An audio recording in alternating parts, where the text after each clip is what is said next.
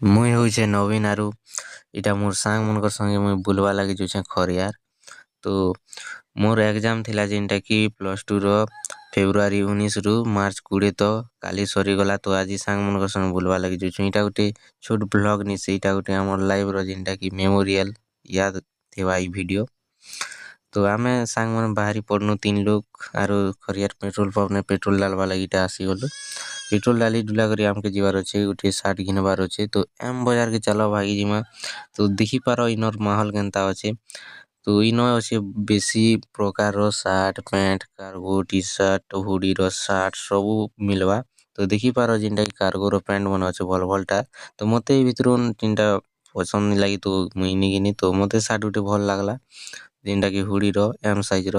ତ ଇଟା ଟ୍ରାଏ କରବା ଲାଗି ମୁଁ ଟ୍ରାଏ ରୁମ କେ ଭାଗିନି। ତ ଫାଇନାଲି ଦେଖ ଟ୍ରାଏ କରିଦେନି କେନ୍ତା ଦିଶୁଛେ କମେଣ୍ଟ ନେ कहବ।